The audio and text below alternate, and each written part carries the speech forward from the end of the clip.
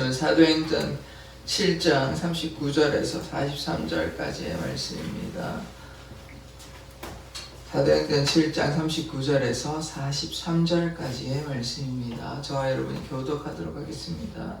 우리 조상들이 모세에게 복종하지 아니하고자 하여 거절하며 그 마음이 도리어 애굽으로 향하여 아론더러 이르되 우리를 인도하신 신들을 우리를 위하여 만들라. 애굽 땅에서 우리를 인도하던 이 모세는 어떻게 되었는지 알지 못하노라 하고 그때 그들이 송아지를 만들어 그 우상 앞에 제사하며 자기 손으로 만든 것을 기뻐하더니 하나님이 외면하사 그들을 그 하늘의 군대 섬기는 일에 버려 두셨으니 이는 선지자의 책에 기록된 바 이스라엘의 집이여 너희가 광야에서 40년간 희생과 제물을 내게 드린 일이 있느냐. 같이 읽겠습니다. 몰록의 장막과 신 레판의 별을 받들었으며 이것은 너희가 절하고자 하여 만든 형상이로다. 내가 너희를 바벨론 밖으로 옮기리라 함과 같으니라.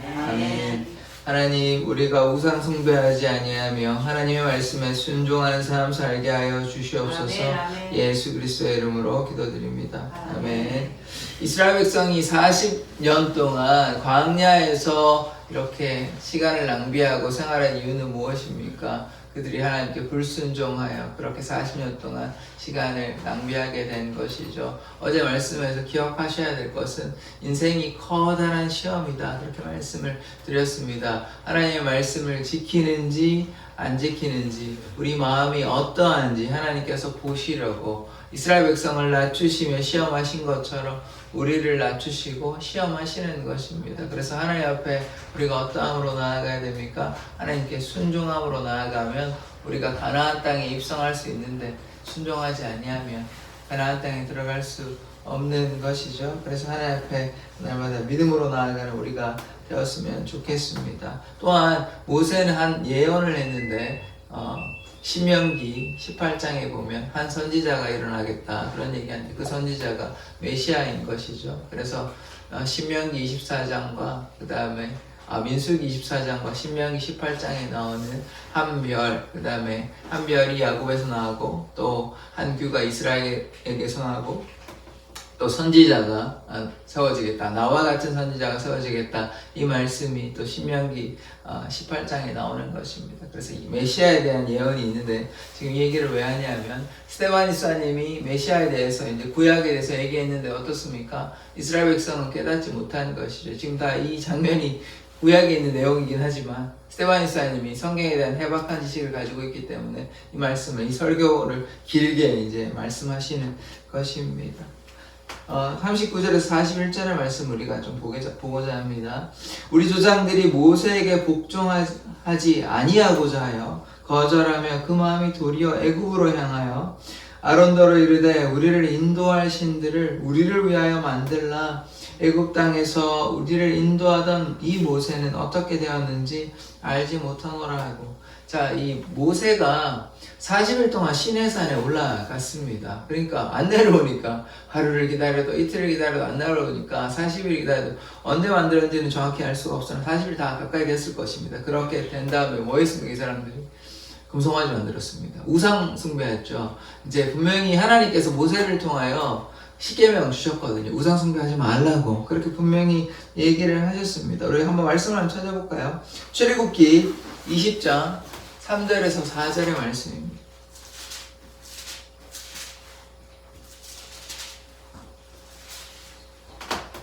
십계명이 나오는 장면인데요. 20장 출애굽기 20장 3절에서 4절까지의 말씀입니다. 찾으신 줄 알고 같이 한번 읽어보겠습니다. 시작. 너는 나 외에는 다른 신들을 내게 두지 말라. 너를 위하여 새긴 우상을 만들지 말고 또 위로 하늘에 있는 것이나 아래로 땅에 있는 것이나 땅 아래 물속에 있는 것에 어떤 형상도 아멘. 자, 보십시오. 지금 뭐라고 얘기합니까? 다른 신 섬기지 말고 우상 만들지 말라고 지금 뭐 하늘에 있는 것이나 아래로 땅에 있는 것이나 하늘과 땅에 어떠한 우상도 만들지 말라고 이렇게 분명히 하나님께서 말씀하셨습니다. 명령하셨습니다. 그런데 이스라엘 백성이 지켰습니까? 안 지켰습니다. 안 지키고 뭐 만들었습니까? 금송아지 만들었어요. 그래서 이 금송아지 만들어 놓고 이들이 막 춤을 추고 이렇게 난리를 부리는 것이죠. 그래서 어떻게 됐냐? 이 사건으로 말미암아 3,000명의 사람들이 죽게 됩니다. 하나님께서 불순종하여. 그래서 뭐 전부 다가 그런 것 같지는 않아요. 근데 상당한 사람들이 여기에 이제 동참함으로 하나님께 벌을 받게 되는 것이죠. 바로 생명이 이제 끊어지게 되는 것입니다. 그래서 또 그런 장면을 우리가 이제 한번 보고자 하는데, 출애굽기 32장 19절, 이 금송아지 만든 장면이에요. 이거 한번 찾아보십시다. 출애굽기 32장 19절입니다.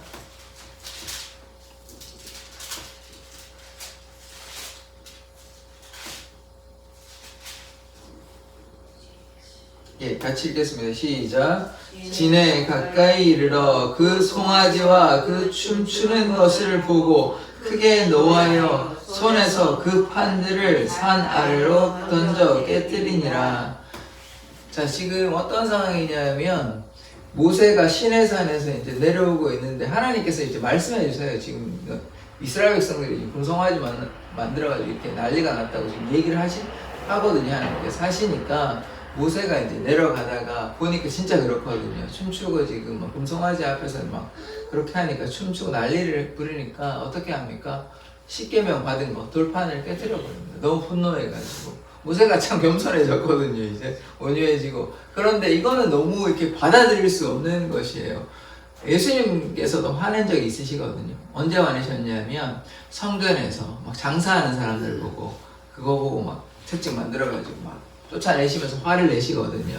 그래서 아무리 온유한 사람이라도 하나님을 대적하거나 하나님께 순종하지 않는 모습을 보고 그것을 보고 그냥 가만히 있으면 또 안 되는 것이죠. 그래서 너무 화가 나서 그렇게 뭐 돌판을 깨뜨린 것까지는 좀 너무 심한 행동이지만 분노하는 거에 대해서는 우리가 충분히 이해할 수 있는 장면인 것입니다. 그래서 이들이 금송아지 만들어가지고 춤도 추고 이러니까 이제 그 모세가 너무 노한 것입니다.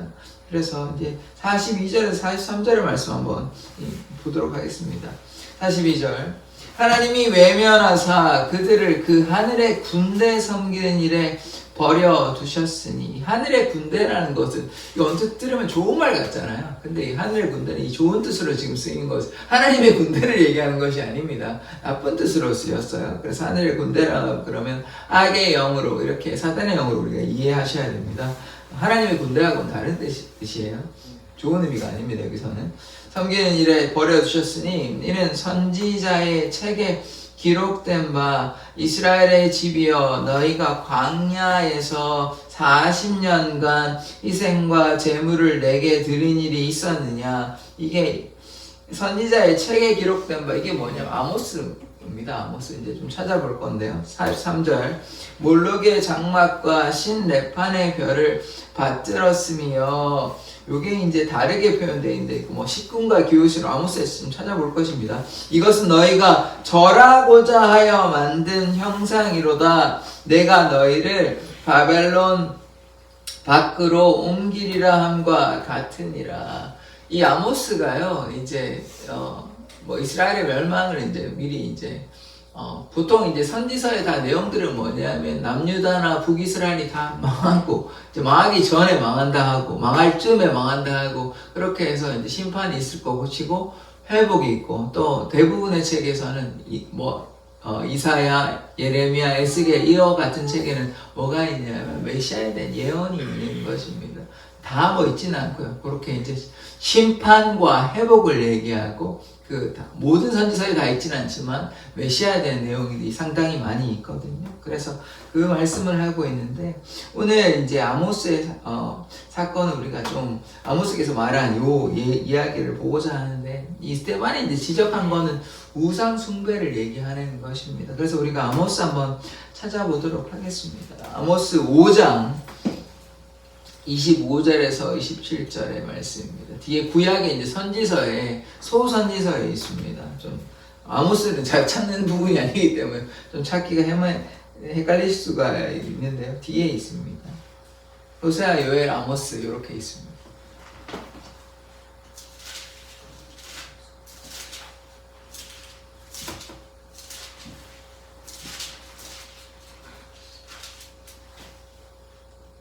몇 장? 5장 25절에서 27절의 말씀입니다. 5장입니다. 아모스 5장.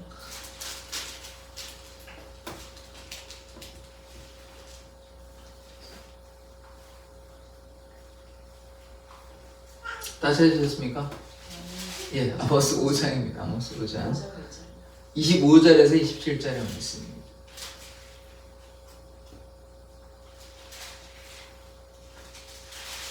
아모스 5장 25절에서 27절의 말씀입니다.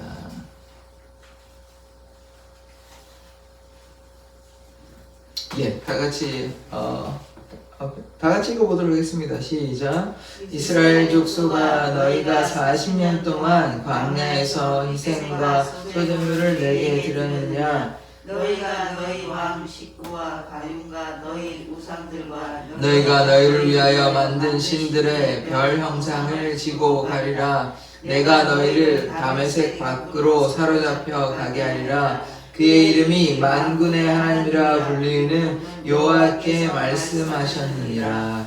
아멘. 요 말씀이에요. 요 말씀. 아까 지금 42절하고 43절의 이 말씀이 요 말씀 아모스 5장. 그래서 스테반 집사님이 아모스를 알았기 때문에 이 말씀을 인용하시는 것이에요. 지금 선지자의 그 책에 기록된 바 이 말씀 되게 말씀이 비슷하거든요. 유사하거든요. 40년 동안 25절을 보시면 40년 동안 광야에서 희생과 소제물을 내게 드렸느냐, 위에도 똑같이 그렇게 있습니다. 근데 좀 다른 게요. 26절에 보시면 너희 왕 식국과 기운과 너희 우상들과 근데 여기는 43절에 뭐라 나오냐면 몰록의 장막과 신 레팔의 별. 이 어렵게 생각하실 필요 없고 이게 토성을 관련된 것인데요. 우상 숭배한다. 이제 별과 관련된 우상 이렇게 이해를 하시면 되는 것입니다. 이 몰록이라고 하면 몰록과 레팔의 별 이게 토성과 관련되어 있고 결국은 우상 이렇게 우리가 이해하시면 좋을 것 같습니다. 몰록이라 하면 황소 머리 해가지고 또 나쁜 것은 대단히 악습은 무엇이냐면 인간의 자녀들을 인신제사, 사람을 그냥 바쳐버리는 것입니다. 우상숭배. 되게 나쁜 일이거든요. 성경에도 이스라엘 백성이 그렇게 하는 장면도 나오는데 되게 안 좋은, 하나님께서 굉장히 싫어하는, 자신만 그냥 우상에게만 절하고 이렇게 우상숭배하는 것이 아니라 자신의 자녀를 그냥 제물로 그냥 바쳐버리는 거 얼마나 잔인한 것입니까? 그래서 이런 우상숭배에 대해서 스테반 집사가 계속해서 지적하고 있습니다. 그래서 식군과 기업도 이게 토성 이렇게 이해를 하시면 좋을 것 같고, 그래서 별에 대한 우상숭배를 얘기하고 있습니다. 그래서 27절 어떻게 되냐면 내가 너희를 다메섹 밖으로 사로잡혀 가게 하리라. 이 지금 이스라엘에 원래 잘 살고 있었는데 우상숭배하고 하나님께 순종하니까 어떻게 됩니까? 멸망당하게 되죠. 그래서 이제 쫓겨나고 포로로 이제 다메섹이라 그러면 지금 터키 가까이 있는 지역입니다. 그래서 거기로 이제 왜냐하면 북이스라엘은 누구한테 망했냐면 아수르한테 망했거든요. 아시리한테 망해가지고 포로로 잡혀가게 된다. 그 얘기 하는 것입니다. 왜냐하면 아모스가 멸망당하기 전에 이렇게 쓰여진 것이거든요. 언제 쓰여졌냐면 북이스라엘이 19명의 왕이 있고요. 그 다음에 남유다는 20명의 왕이 있는데 13대 여로보암 2세 때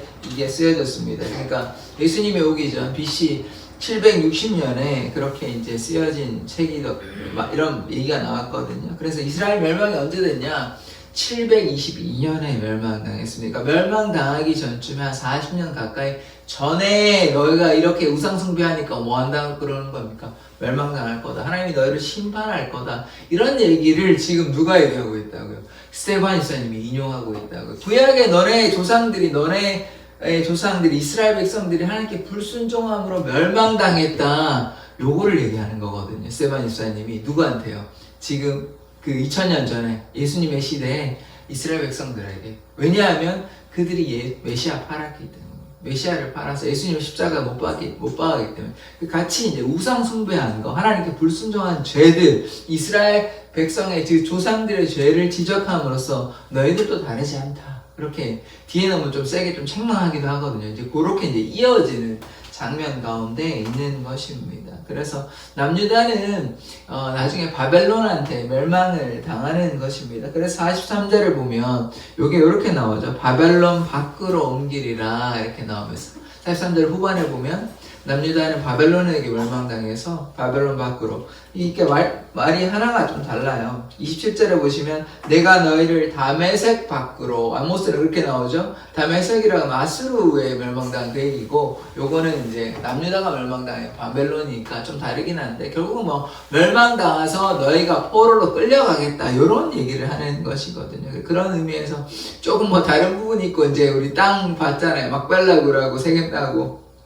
물론 뭐 그런 구약의 전승이 잘못되었다고 보기에는 힘들 것 같고, 그렇게 이제 쓰여졌는데 뭐 잘못 이해했다, 우리가 이렇게 보는 것이 맞을 것 같습니다. 그러나 그게 뭐 중요한 부분은 아닌 것 같고, 이 스데반 집사가 지적하는 것은 무엇이냐, 가리켜 말씀하고자 하는 바는 무엇이냐, 우상 숭배하여 멸망당했다. 하나님께 불순종하여 이스라엘 백성이 이렇게 괴로움을 당했다. 나라가 멸망당했거든요. 하나님이 떠나셨다고요. 하나님께서 복 주시겠다고 말씀하셔서 가나안 땅, 젖과 꿀이 흐르는 땅으로 들어갔잖아요. 그렇게 입성해서 하나님의 축복 가운데 거했는데 불순종하면요 멸망한다고 이미 모세가 그런 예언을 합니다. 그런 예언을 하는데 결국은 그 말대로 하나님께 순종하지 아니함으로 이 땅에서 쫓겨남을 당한, 그게 이미 신명기인가 그렇게 나옵니다. 이제 얘기를 해요. 모세가 하나님께 너희들이 불순종하면 이렇게 망해가지고 이렇게 될 거다. 그 말씀대로 이미 예언대로